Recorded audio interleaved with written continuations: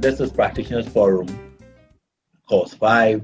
We've had 1, 2, 3, and 5, and basically it's about we are looking at, as I said, traditional entrepreneurship. This time around, the theme is identification and prospecting, and it's to enable participants to identify and pursue their interest in entrepreneurial ambitions, and also to provide the building blocks for those who are interested in promoting, supporting, and working with entrepreneurs, because sometimes you tend not to understand them if you don't know how they do it. He's asking too much, he's doing too much, but yes, there's a way you have to do it to be able to make it. That's basically it. Right. So that's basically it. And I have what I actually thought there's another person coming, but she's not in yet. But look at it. So you can introduce yourself to us. Hi, everyone. My name is Atuguba, and I'm the founder of Ten Ghana, which I founded on Gimpa campus, actually. And I'm very excited to be with you to have all this important conversation this morning on how to think like an entrepreneur, which is very, very important in these times, and more especially with this COVID time that most organizations are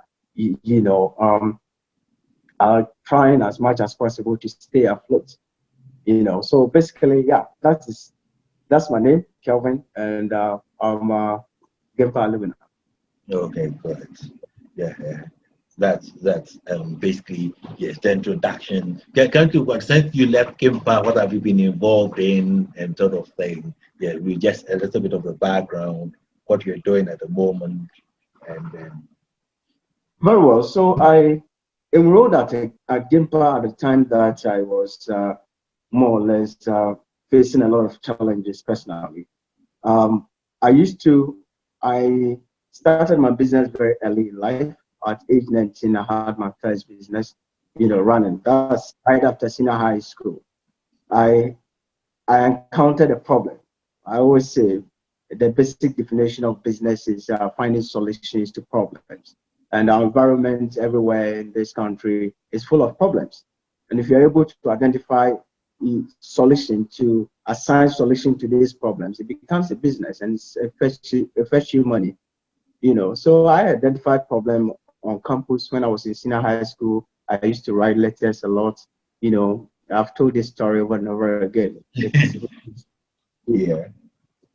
And I encountered a problem of posting my letters to my other colleagues in other schools. So what happened was that I gave a letter to this student to post for me, a letter that was supposed to be sent to a supposed girlfriend. And he read the letter, and the following day, my news was all over campus.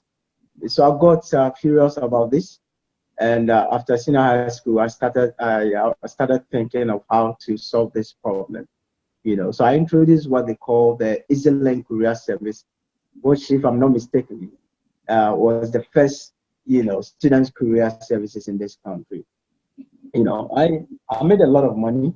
I made a lot of money through the EasyLink because I connected all the senior high schools in Ghana under one umbrella. And we were not using the PO box system.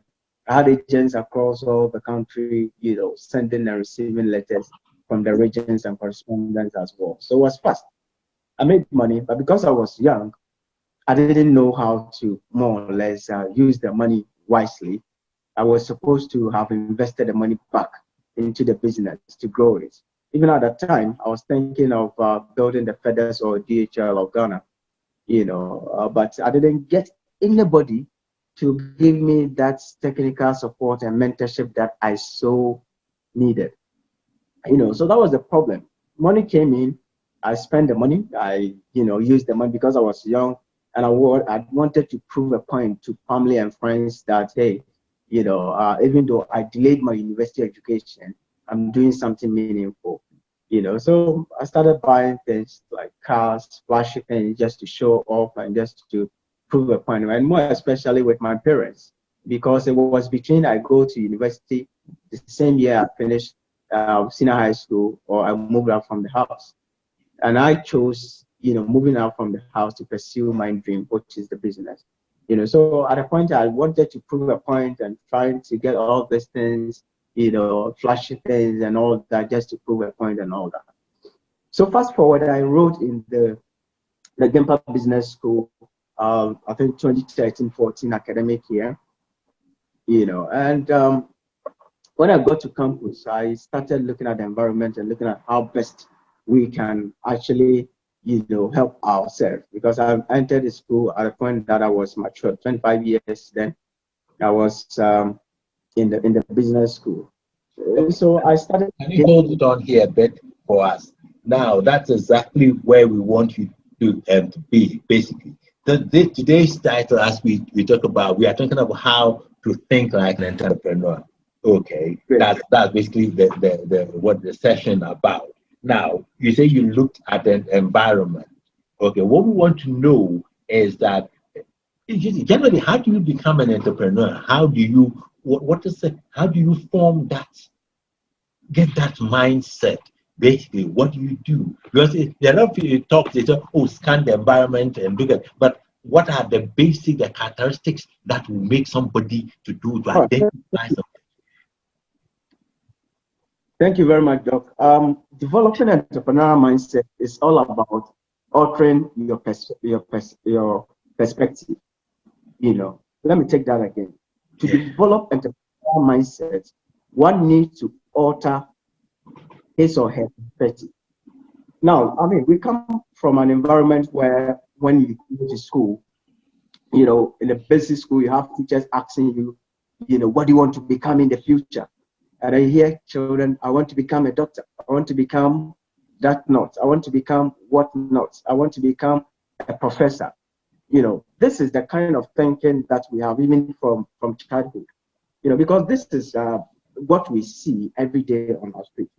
It is very difficult to find people in, say, basic school to say that when I grow up, I want to have my own business or I want to become a businessman. No, it's very difficult in this environment. So this follows us to even our college education. So you get to university and the mindset is said that you want to finish uni, you get your degree and go work for somebody. That is our mindset. Now, to change from that norm, we have to trigger our or alter our perception about life, in general. So basically, me growing up, I was actually looking at the environment. I was looking at, usually I scan through the environment to see that even before I work for a company, and sometimes I sneak in there, I look around and see those days. I see the number of cars that is parked in front of the car, and I'm like, no, I don't have a future here. Because if somebody has worked here, say, the past 2 decades, and there is no single car, or just the manager who has a car, then I have no future. It won't work for you, is it? Yeah, those are some of the things that people don't look at. They just look at it and say it's a bank and that's all the way. But these are issues, these are prompters in the environment that helps you to make up your mind as to what you want to do. Yes, you can continue. Exactly. So these are some of the things that I used to do. Even at age 20, 21, 24, I used to look at all these essentials before I commit my future to an organization. Now this is simple. Now at a point in time, you look at what you really want to do in in your life. Okay, at any point in time, you need to sit back and know what you really want to do in life. Now, first of all, I mentioned my business, which is the EasyLink Courier Service. At that stage, I wasn't thinking about the money. I was thinking of solving problem, and the problem was solved. And I realized that the problem that I solved, could give me a lot of money. Okay, so it was giving me money. I was enjoying the money as a byproduct of the business. All right, so in this environment, we should be looking at solving the problem, and the money as a byproduct will come. Done. So these are my opening remarks. That developing entrepreneurial mindset is all about altering your perception. So the perception is the norm. what we know life, to be. So, for instance, you finish university, you go to do your national service, and then you go look for a job. Okay. And at a point in time, you realize that everybody was complaining. There are no jobs. There are no jobs. And then at a point, we had what do you call it? Unemployment, whatever, unemployed association, graduate association of Ghana. Yes. So that was just around that time, I was thinking that okay, let's start by changing mindset, by talking to ourselves, like our peers, that hey, we should be looking for alternative way of employing, ourselves going forward, rather than relying on the system and giving up in life so quickly. That hey, I've just finished university, and our environment is such that immediately you finish university, you are just like the cocoa farm of the family. Everybody is coming to you for something. Yeah. And a lot of pressure. But the thing that, when you graduate from university, problems solved. All the family needs are solved. But I used to do, whenever I have this engagement, I do this simple mathematics with young folks, and I go like, okay, granted that you finish university today, and then you 2,000 Ghana cedis a month. All right, that is big, Mhm. huge. All right, but it's insignificant because all the family problems is on that 2,000 Ghana cedis. Yes. At the end of the month, it is coming for 200 cedis, 100 cedis here and there, and then you have the responsibility to also save, save some money. Now, the cheapest burden that we can find in our society today is like 20,000 Ghana cedis. So granted that you even save 200 cedis a month, that's going to take you a long time to save up to even money that your sweetheart that you left in university. Yeah. So it's something difficult, and we have to change our mindset to, as it were, look for other means and create multiple streams of income. Okay. So are you saying that basically you have to identify a problem? It's more of the business opportunity. You have to a solution to a problem that is in your environment. Hmm. Then you are talking about identifying a business sort of a business opportunity. There are problems are all around us in the environment that needs some solution that you can monetize, and then that is in practical terms how you identify business opportunities.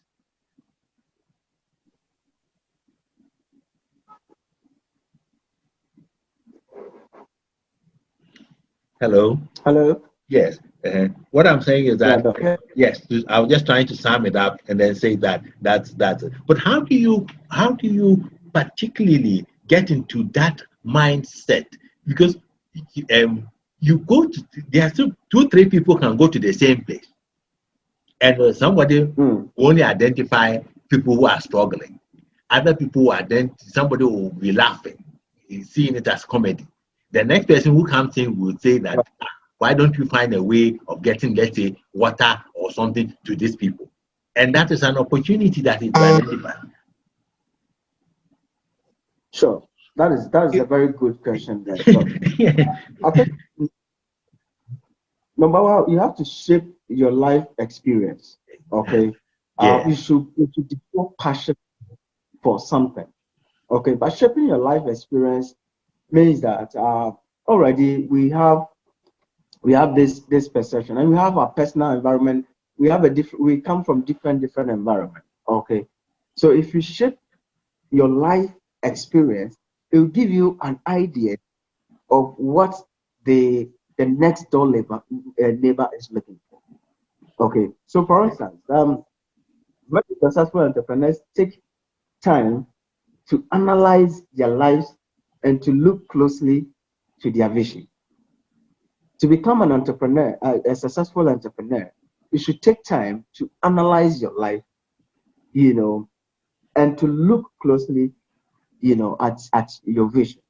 Now, in every environment we find ourselves. When I got to let me tell this story before I proceed. When I got to Gimpa, I told myself that Gimpa fees is very expensive, and that's the perception out there as well.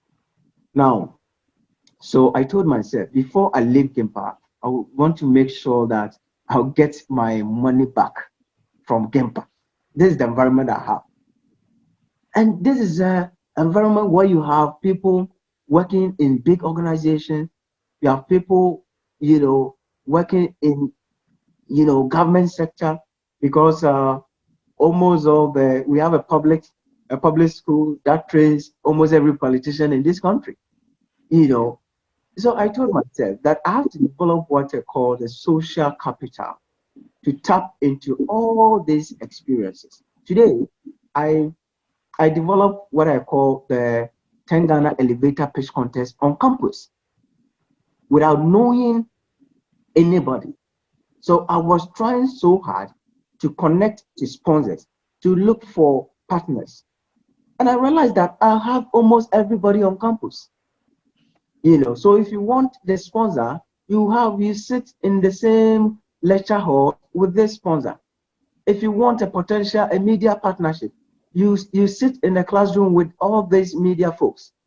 If you want a legal, advice, you sit in the same classroom, or you live on the same campus with all these lawyers who teaches at the law school. So I identified all these things, and I went to check my database to look at those prominent businesses that has come through Gimpa. So then I use Gimpa as my trump card. I go to them to say that, hi, my name is Kelvin Atugoba, and I'm a student of Ghana Institute of Management and Public Administration. Then I start my story. So I quickly realized that there is somebody like a certain Magdan who is doing well, and is a local entrepreneur who has built everything here in Ghana. He never traveled to get whatever that he's doing here. Yes. Who is Quant's estate, who is building, who is into real estate and solving problems in this country. Then again, I identified somebody like the then Chief Executive Officer for Ghana Shippers Authority, Mr. Kofi Mbia. Dr. Kofi Mbia. Exactly. So that's what I did. On my own, doing this research on campus, I started tracking them and visiting these prominent people. I go to them, I introduce myself as Kelvin from Gimpa. At least we have something in common. And what we have in common is the Gimpa. So I use Gimpa as a trump card, as a bridge to get to them. Now, okay, you are coming from young man, come inside. And we talk. And today, I was able to get somebody like Magdan, who is sponsoring a project that we started on campus, for $7,500 to now $100,000 every year. So this is big, and this is the environment that I had. The environment that I had was Gimpa. And I built a social capital through this environment. And now I was able to leverage on the Gimpa, and then the successful people who have gone through the institute to do whatever you want to do. So fast forward, what I'm trying to say is that you have to, as much as possible, to try as much as possible to build your social capital, to connect with people, and then the rest is history.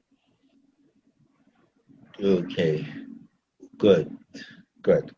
Yes. Now we're looking at yes, we're looking at how to think like an entrepreneur. Now, the whole idea of people have simplified it and say, okay, yes, you own a business. Okay, you own a business, and that's the sort of thing. But a question we have to ask ourselves is, after looking at that mindset of it, now, what does it really mean to have a business? Like, yes, when they say yes, he has a business. And what does, let's also put in what the burden of responsibility as an entrepreneur. What are some of the things that we do? But yes, Right. can you All handle right. that? Thank you very much. Yes, yes. So, entrepreneurship is not an easy task. Just as we hear a lot of motivational speakers who will try as much as possible to simplify it. It's a Yeah. whole journey. At least for the past 4 years, I've been training young entrepreneurs, and sometimes people think that they do have businesses that can thrive, but they come here, you try to diagnose the business and realize that they've not gotten anywhere yet. They need to do a lot of work on the business before they can even call themselves founders of such businesses. Yeah. I can give a typical example that there was this young lady who was at University of Education Winneba, in Kumasi, who was reading education there. Now, this lady reached out, and her problem was simple: that after completion, she's trying to establish a school. She's got the money, she's got a piece of land to start with, and she doesn't want to work with GES after school. Now, with this person, her problem is not funding. Her problem is not what do you call it? Her problem is to how to get technical advice and technical support to drive. You know, so they come in different forms. You have to subject yourself to learning. You have to learn people's failures. There are a lot of test cases that we have in this country that we have to you have to research. You don't just jump and think that you have a business that you're running. You have to research. You have to test the market. You have to build a prototype, and then that is the only time you can be sure that what you are building will succeed in the future. So you have to take your time, go through the mill, and before you can get results. Good. Can you hold on a little bit over there? Now, when you say you have to research, people can look at it and think that, oh, then you have to go and write a long thing and all those, like, do a long thing and you have to need some high ideas and to be able to do it. What is the practical thing? Okay, we've been involved in the education, the teaching, and talking about market research and then all the other researches involved in that behavior. But practically, in this environment, how do people research the market? Great. I think it's a very beautiful question, and I can relate. Back on campus, I didn't know how to even write long research papers, documents, and all that. Yeah. Okay. And then when I attempted to establish 10 Ghana, which is today's Entrepreneurs Network Ghana, this is what happened. I started talking to my peers, my colleagues, on campus. And sometimes I would walk from Gempa to University of Ghana to talk to young people and to ask them what they want to do after school. And I asked them, why do you want to establish your own business? And they'll say, no, we want to work for some people. And I try as much as possible to understand the reason why establishing their own business or funding business is not attractive to them. And they will tell me all this story, how it is difficult to even register a company in this country, how it is, difficult to secure funding in the country. And put all this together, I'll come back to campus, and I will then meet with the Dean of Business School, then Professor Bonsu, and discuss this with him. That, Prof, this is what I want to do. I'm trying to put together an organization that would change mindset in this country, more especially the youth. So this is the information that I've gathered from the young people, and this is my solution. So please, I would like you to fine tune this for me, so that I can have a working document. Even though I have the research, almost everything in mind, but I would want you to help me to fine tune this to have a working document. So research does not mean you should be, a typical researcher before you can establish a business. You talk to your peers. Start finding solutions, ask questions, about this, the very thing that you want to establish. And I mean, just as you always say, there's nothing new under this planet. Anything that you are thinking of, somebody have attempted it before, either failed or succeed. And you need all this information, their failures and their success story to make you, successful in whatever venture that you want to, Okay, that's great. Now, what is it now? Now that we've established, okay, there's some of the things that you have to do in the research. You have to do some foot working, go in there, try to understand the issues on the ground yourself. Yes, it's not like somebody says, "Oh, there's money here," then you run there. You don't even have a model to do that. Okay, now and then when you say the second part of the question, the burden of responsibility as an entrepreneur. What does it? What is the burden? What are you taking yourself into to run a business? So that we are aware. Yes, that when you say you are a business, because I had a root shock. I'll tell you example of my life.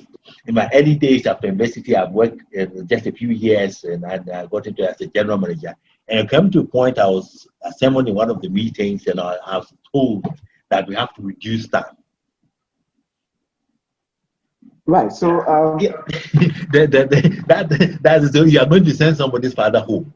I mean, that is it wasn't in any textbook that I've read up to that time. Okay, it's easy downsizing, but then when it comes to the reality, the burden, how do you handle what are you getting yourself into to run a business? right. So this is a very good question. And entrepreneurship journey, an entrepreneur, you have to, number one, you have to sacrifice. There is certain life that you can live. Your life will change immediately you decide to venture into business, because you will have to spend a lot of time with your business, because you have to understand the business very well, and even before you bring the second person into the business, because it is first of all your vision, and you have to lead the vision for anybody that joins the organization or the company to also, as it were, ride along. So you have to sacrifice. I'll tell you, there was a lot of things that I did when I started my business. I was forced to, first of all, to even sell my car to invest back into the business. So I had to work like about 3 years before I was able to buy myself another car. Okay, so it involves a lot, because you can't go. I always say you can't go to negotiation table with an empty stomach. Before you go to an investor looking for funding, you should be able to more or less show this investor what you on your own have been able to do in the past, so that they can have that confidence in you. Because if I go to negotiation table, at least I have my porridge in there, and I've been given wache and I don't take wache, I can confidently say I won't eat wache, because knowing that at least I can survive on my porridge or my cocoa. You understand? So you have to build something on your own. You have to show some level of confidence to this external bodies or any investor that is trying to help you. You understand? So it involves a lot. It's not a joke. You have to sacrifice your life. You can't live a normal life again when you're an entrepreneur. If you're a young person, you can't even have you don't want that time. If you're a young person, you can't have your Friday nights. You can't be hanging. Yes, you can't be hanging with your friends. Yeah. You can't do that, because you have to dedicate. 2 a.m. you should be. If they see you on your phone, it should be business. If they see you on internet, it should be business. If they see you, on the street, everything of yours should be business. I remember back on campus, I recruited about 10 young people all over, from the business school, from the law school, and from the SOT and from the public school. It was deliberate because we were on a journey of changing a lot of mindset. And I tell them that you can't wake up. This is something that we are building. So every day I tax you, my team members, I tax you. When you wake up every day, you make sure that you mention the name of the organization 10 times before you leave campus. So 10 Ghana, 10 Ghana, 10 Ghana, 10 Ghana. At least in what I was trying to push down was that in your conversation, you should be able to be mentioning your brand, because that's the only way people can associate. So they will ask, what is all this 10 Ghana thing that you guys keep on talk about? So, and then you have that opportunity to explain the business to them. You understand? So it involves a lot. It involves a lot of sacrifices. No life for you, but you have to sacrifice a lot, more or less in the early stages, before you can rest. And more especially in this environment, you always have to have an eye on every part of the business. You should leave the business for people to kind of also work hard at it. If not, you are bound to fail. Good. All right. Thanks very much. Now, let's move on to the second questions. Bundle of questions. Right. Okay. Now, yes, we talked about it, so we know that we're thinking like an entrepreneur. Let's give yourself a few pointers now as to looking at the current environment. We are talking about how to think like an entrepreneur. What does it take to run a business in this current business environment? COVID stop, nobody knows what is coming tomorrow. Everything is it's disruptive, as the literature will say. The whole thing is disruptive. It has disrupted the normal way of thinking and doing things. You get up when you know this, you can do this. Tomorrow, this time, hey, you cannot do it. This thing, you have to do protocols. You have to get this thing. Protocols, it's easy to say protocols, but protocols is money to the entrepreneur. You are adding more. You have to buy more buckets, you have to buy more whatever, soap, you have to buy more. Yes, it's for life, important thing. But let's look at the other part of it that we are not talking about, as to the financial responsibilities that some of these things and all the other things, disruptions that occurs. Yeah, you have to have your meetings online, and you need to get a system that works, fiber broadband or whatever that works properly, and not one that you cannot even have a proper discussion on. Yes, those are some of the issues that I want to. So I think an entrepreneur, you have to think pragmatic idealism. Yeah. You think pragmatic, idealism. Every entrepreneur, that's what we call something vision. You should be able to see afar. Okay, if you work for somebody, all that you think of at the end of the month is getting your salary. You don't care about the other factors so much. You do care, but you don't care about it so much. Okay, so if you're an entrepreneur, you should always be pragmatic and think ahead, knowing that anything can happen. And when it happens, you're unable to, you can't pay your workers, you can't pay salary on time, you cannot run the business, and then the business will come to its knees. So when we start thinking like that, then we know that tomorrow is not it's not what do you call it? We have to know that we should always make sure that if something happens today, what will happen to my business? Now, COVID-19 has taught all of us a huge lesson, and at least we are all innovating. And I believe that beyond COVID-19, we will see proper businesses, in this country and the world. If you are able to go through this season, then it means that we can efficiently utilize our resources to maximize profit in our businesses. Now, the difficulty part is that most companies, most organizations, are downsizing, and it's no fault of theirs because they have to dedicate a lot of, funding to other aspect of the business that they never anticipated. So, for instance, businesses have moved online. You have to make Okay. sure that your workers, they do have internet accessibility. Yes. Yes. Now everything is now going online. Education, everything. Yes, we have to be forced to do it. So the new normal contains a lot that people have to unlearn something they've been learning for the past 30 years. And now, yeah. So, some of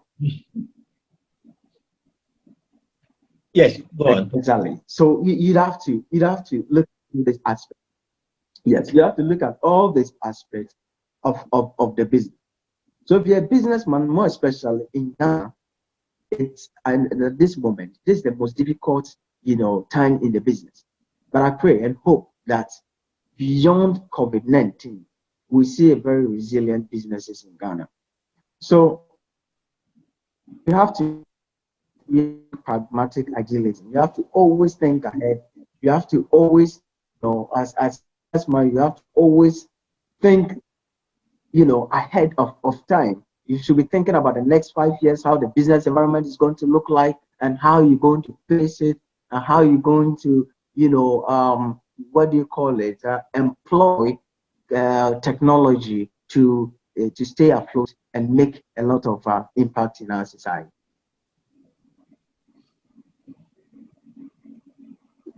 Okay. Okay. Good.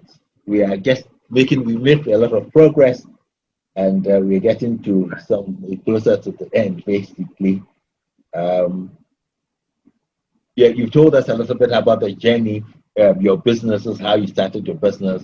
Do you have something that you can share on the journey of the development of your mindset about from that you've not told us? Do you have anything that you would like to add to that? Okay, Doc. I always say as an entrepreneur, you have to be strategic. And I entered in my business with a strategy.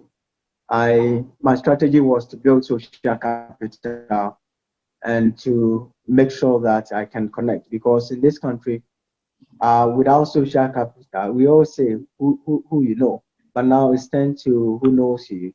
Without social capital, Yeah. it's very difficult to thrive in this. Yeah. And so my strategy was simple, was to build a social capital for myself. By social capital, I mean, getting to know influential people. So I always say, if you pick your phone today on your contact list, you should be able to get people to do things for you without moving an inch. So for instance, if you have somebody at ECG, when you have you can call. You should have somebody at Ghana Water, when you have problem, you can call. You should have somebody at GRA, when you have problem, you can call as a business person. You should have somebody at, say, Registrar General, when you need a business registered, you can call. So these are some of the things that I was focusing on to get, the social capital and to leverage on the social capital to make progress in my life. Because in this country, you get there and they want to know, okay, so who is this? Your name again? Your name is who? And Yes. you know, they want to know a little bit about your background. So you should be able to connect and to point out to something and go like, oh, okay, so I know Dr. Yosen Agempa, and by virtue of say Dr. Yosen, you can get help from somewhere. So basically that's what I did. And even when I used to run the EasyLink Career Service, I didn't do that in isolation because I knew I was young and I was going to deal with head teachers across the country. And you go to them looking for business and it's structured. And they will refer you to get, a letter from GES.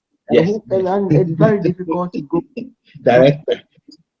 So exactly. So they need a letter from the director before they can proceed with whatever you are bringing on board. So quickly, I strategized, and what I did was that I had interest in journalism. So I was practicing, you know, media, and at the same time doing my business. And those days, radio wasn't common like that. I was on City FM, and I moved to, Melody in Takrady.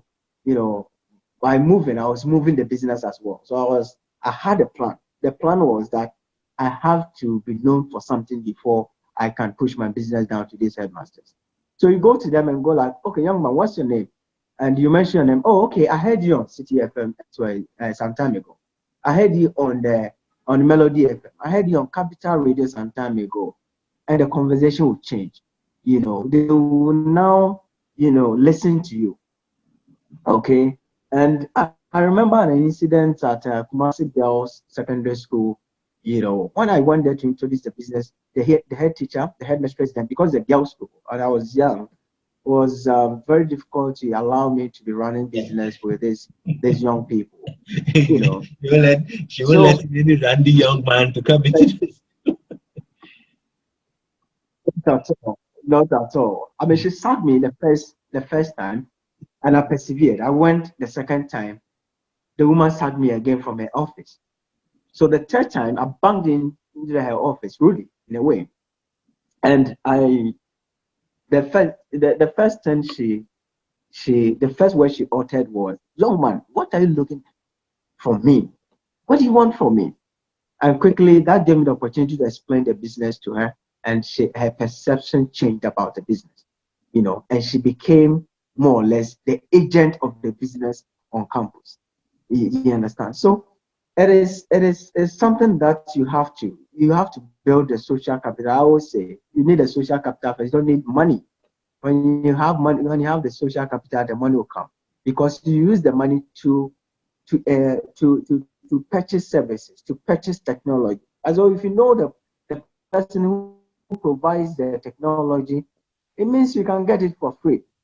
If you know the person who will give you whatnot, it means you can get it for free. Or you can get it on credit, as a young business. So social capital is key, and that was a strategy. You have a strategy going into business. An entrepreneur is a great strategist and a master of getting excited about helping them grow the business. So you should be a great strategist. And then you become because people only buy into something that you're excited about. So if you're a salesperson and you come to my office and you yourself you don't believe in the product that you, then it's that's it. strategy. So for us, okay, Chief, I want to show you this. You ask the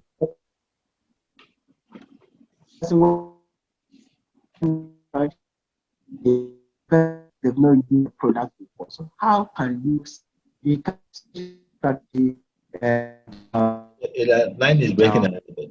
so level gains. Okay. I think that the system we need to wrap up now. Looking at some of the things you've already said.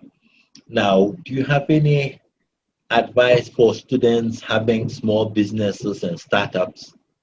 Students who are having small businesses and startups. Because Gimpa. Yeah, I think before then yes, we have all the people that we have in here, and we know and it's all the generations are also in the class as well. Yeah, in the classes. So any advice that you would like to share with us? All right, no. I think before then I would question number 7. That's entrepreneurship in Ghana. Oh yes, exactly. Before I move to my advice. So for instance, I can tell you on authority that there's a lot of money on the streets of Ghana, and there's a lot of money here in Africa. Because Africa is we are now building Africa, which means that there's a lot of opportunities here. And as I mentioned in my opening remarks, you have to identify a problem, find solution to it and you have business, but it's not easy like that. You should have a strategy going into it.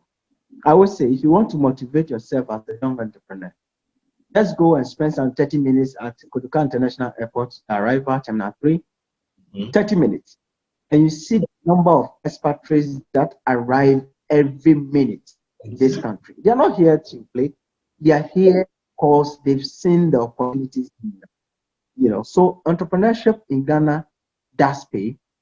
That is, if you are willing to go through the mill, because it's not an easy task. You have to go through a series of events before you get there. You would have, human resources to deal with. You would have, what do you call it, capital, what do you call it, funding issues to deal with. You would have a whole lot of challenges on your way. But the point is that there's a lot of opportunity. And if you're able to persevere, if you're able to persevere, you will get there. So on touching on advice to my dear Game Pass students, basically I would say you are blessed to find yourself on one of the best business schools in the country, and I'm proud to have come from Game Pass Business School, and more or less, when you come out, you face the world like it's a reality. On Gimpa campus, you meet almost everybody. You meet almost everybody. People who are aspiring to do something, those who are really doing the thing, and almost everybody. So again, you have to open your eyes and have a strategy when you go to Gimpa. It's not just about the degree, but it's about the people that you are able to connect to in the end of your studies. That is the most important thing. The most important thing on the Gimpa campus is the people that you are able to connect to in the 4 years or the 2 years that you spend on campus.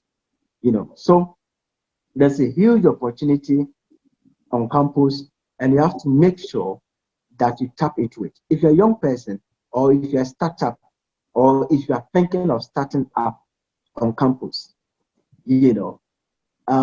think of it this way. Okay, think of it this way. There are challenges, but you have to persevere. There are challenges, but you have to persevere. By God's grace, we do have experienced, lecturers. We do have experienced professors who have a diverse background and who sit on, some prominent and some respectable, boss in some companies in Ghana. And we have to make good use of them beyond the lecture notes that they give us. Beyond the lecture notes, we have to connect to them. We have to discuss business with them. We have to discuss business with our colleagues. We have to look for solutions. We have to ask. We have to test the business, even on campus. So by the time you realize, you are building a huge empire in this country.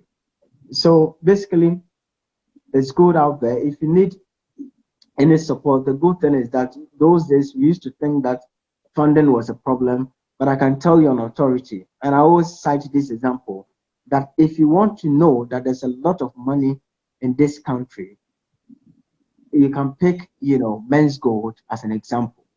The reason why people invested in men's gold was simple. It was simple because people had a lot of money sitting in their account.